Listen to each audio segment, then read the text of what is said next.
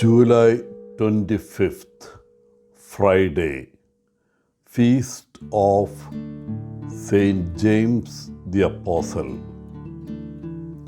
Mathew 20:20-28. Today, the Church celebrates the Feast of Saint James the Apostle.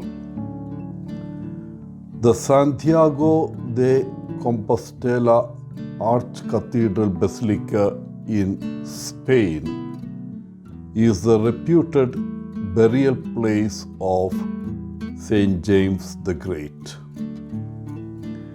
The Archcathedral Basilica has historically been a place of Christian pilgrimage since the early Middle Ages and marks the traditional end of the pilgrimage route.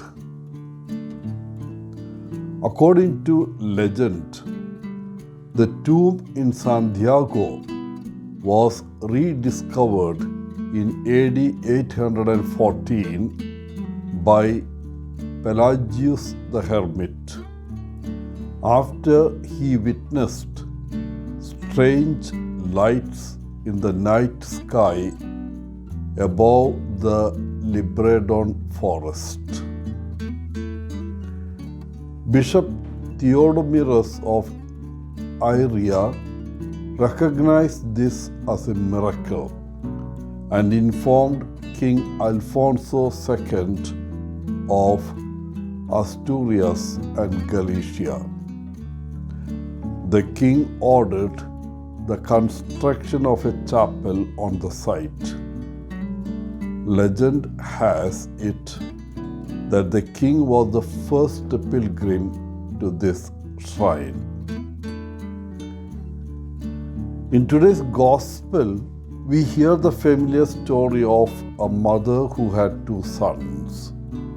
The mother approached Jesus and told him, "Command that my sons will sit, one at your right and the other on your left hand in your kingdom."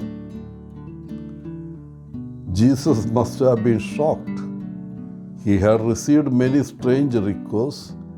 However, this woman was bolder in her request or demand than anyone else who had ever approached him. Most likely, the mother believed that her request would bring her two sons power, fame, and fortune. However, Jesus knew that his kingdom was radically different from what she thought it was. Being part of Jesus' kingdom would mean that her sons would have to suffer. The disciples were extremely angry and upset with the brothers. After all, they all had been with Jesus for a long time. Perhaps they also were hoping that they would be the ones who would sit at Jesus' right or left hand. Jesus then warned his disciples of the danger of desiring power. There is almost an innate desire within human beings for acclaim, recognition, and appreciation. All of these gifts are proper and good in moderation.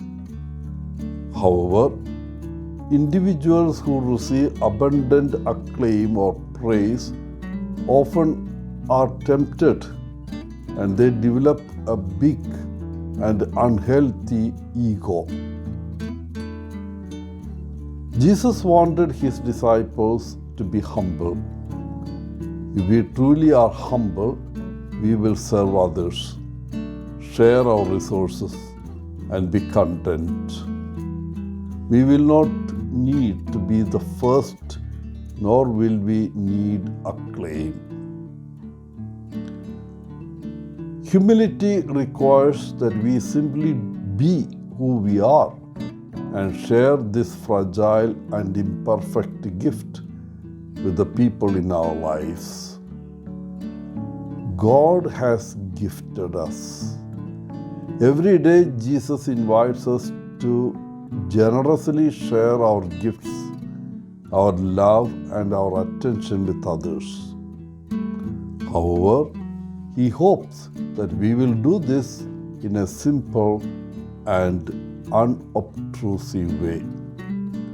Dear friends, when we share our gifts and love in this manner, truly we are following in the footsteps of Jesus. For what more could we ask? Wishing you a happy feast, Father Paul, CSSR from Kerala.